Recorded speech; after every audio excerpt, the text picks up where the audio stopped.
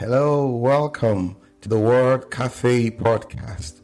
This podcast has been designed with curated content that centers on the power of words. Can we really do anything without speaking? Can we really do anything without the agency of words? Yes, that is what this podcast is all about. And I am your host, Amakri Isoboye, your neighborhood word trader. I believe in the power of words, for it is the unit of creation. I trade in words to profit my world.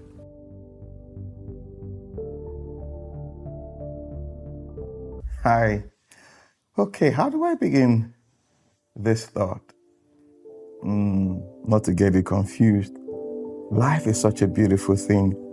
And when you come to look at life objectively and admit that you don't know everything, you come to see that things begin to open up to you. There's this Russian proverb that there's nothing wrong if you don't know, but there's everything wrong if you don't seek to know. I'm paraphrasing now. So today I want to talk about something. Yes, when it came to me, it was a little bit, somehow that I had to put myself together, and get it out there. The unconscious, subconscious that we all consciously live in. Sounds like a riddle. I'm going to begin this with two stories. The first one is, I got my wife into a conversation about insects. Yes, you heard me. Insects, roaches, butterflies, and what have you. And I was discussing with her and I said, have you ever wondered why when we apply insecticides, those chemicals to wipe out insects or insect infestation or whatever, after a period, you see new sets of insects within that family now. They become resistant to those chemicals. And she said, they just built some resistivity or something. He said, how did they grow the resistivity? How did they become conscious of the resistivity? Is it that the generation that gave birth to them communicated a consciousness to them that, see, look at what has happened to us. So you better be wise, prepared as you're coming into the world. We arm you with a level of consciousness. It is unconscious, but it is subconscious at the same time. When you study the mind or consciousness, I'm not trying to say I'm a specialist in that field, but I've come to realize from research and all that the subconscious mind, our total being, creativity and all that is found within the subconscious. That is where we draw from. But you just have to understand how to draw from it. So is it that these insects communicate that to the next generation? And she couldn't answer me. And I was just thinking. Then I ran into a documentary on Curiosity Channel about Vlad Dracula. He's from Romania, as in those of us who know that story. Now, the Romanians are known for pain, high threshold of pain. And they try to attribute it, from the documentary, try to attribute it to what Vlad Dracula did. He was known as the Impaler. If you read the story about Dracula, his name was actually Dracul. When he took a pact with the devil and became Dracula, the son of the devil, So now he was known as the Impaler. He walked side by side with the Ottoman Empire. He fought for them, from history. He fought for them. He was a trained killer. He knew how to inflict pain on his victims. Somehow, the documentary was trying to point out that maybe that consciousness of pain was transmitted to the general population of Romania, that they have a high threshold for pain. So the question I ask is our consciousness alive? Yes, okay, it's alive. Is it biological? Is it transmittable? Can you pass a consciousness from one generation to the other? What came to my mind in processing that thought was, let this mind be in you, which was in Christ Jesus. Yes, the consciousness. Let this consciousness be in you, which was in Christ Jesus. So, the Christ consciousness is transmittable. And we can pass it from one generation to the other in a sublime manner. That is the subconscious. It's there, but you think it's not there. But when you are under pressure, you begin to see those things. And you're like, I never knew these things were in me.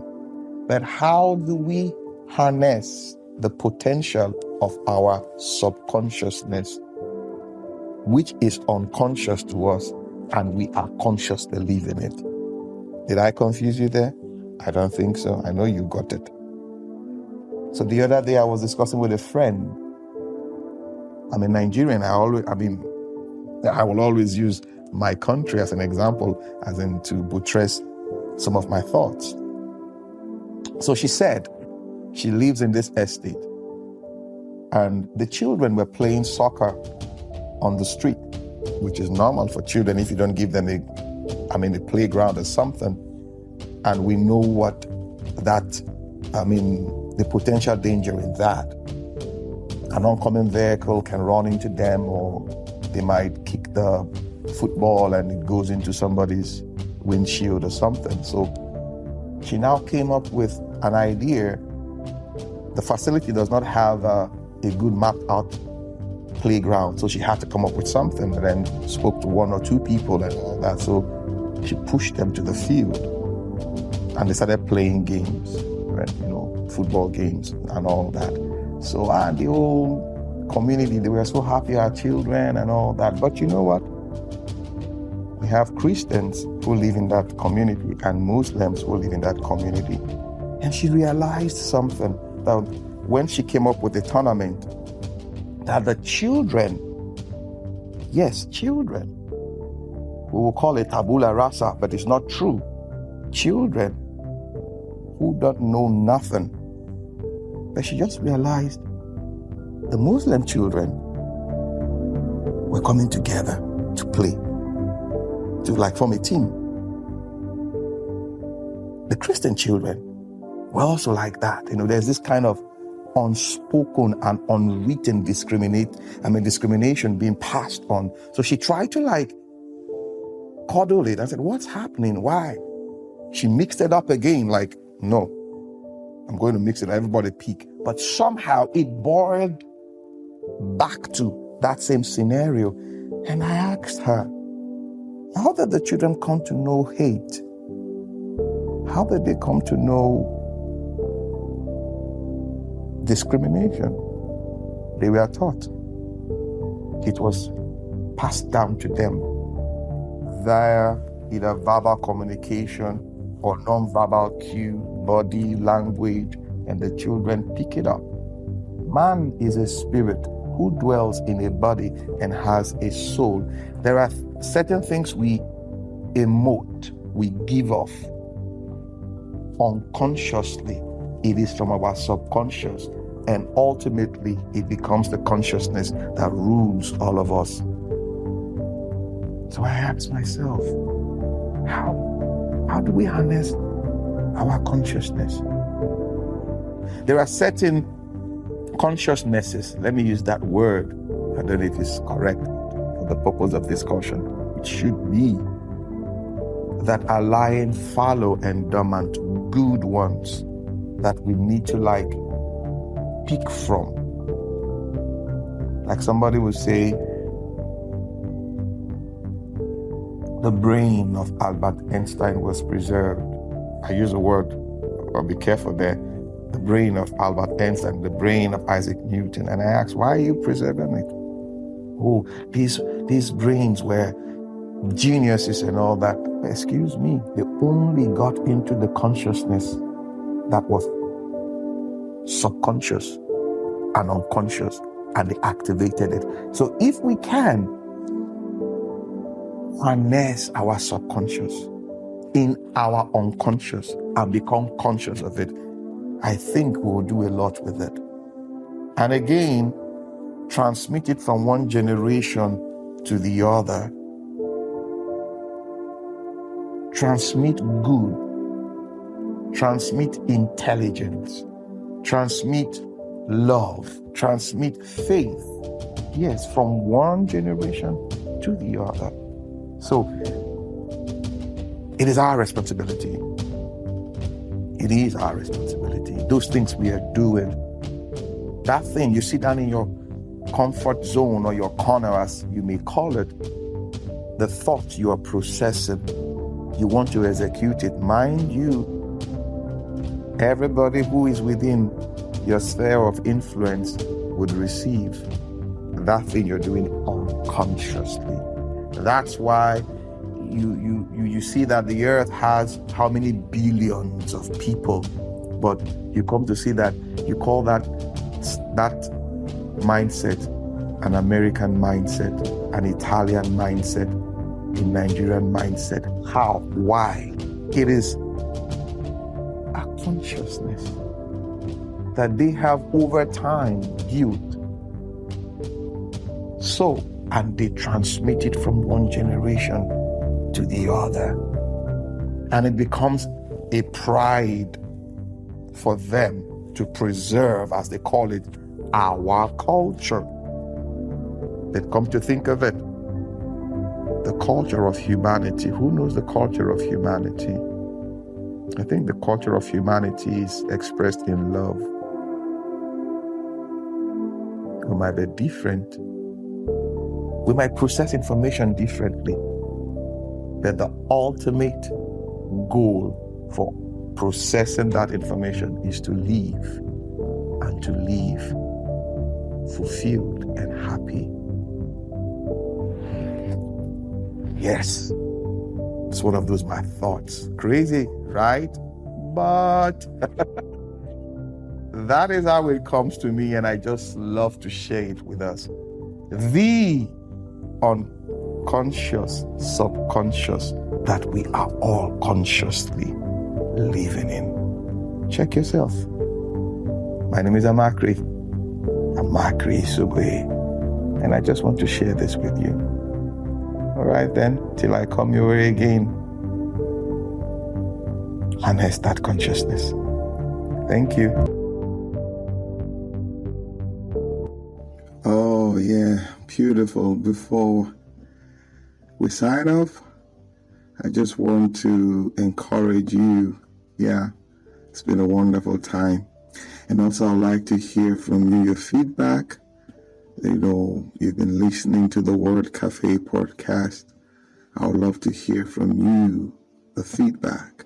If you have any questions, you go ahead and ask those questions. You can reach me at my email address, amacrigaribaldi@gmail.com. Amacri is AMACHRIBALDI@gmail.com.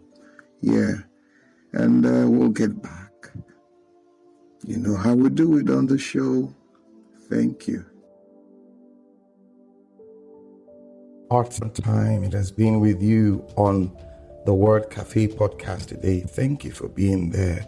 You can catch me up on my social media handles, Twitter, Facebook, LinkedIn, Instagram, all at Amakri Isobuye. Also, you can get copies of my books, A Cocktail of Words, The Color of Words, and my HRO notebook on Amazon and on Robin Heights online bookstores. You can also subscribe to my YouTube page at the same address. Yes, till we see you again.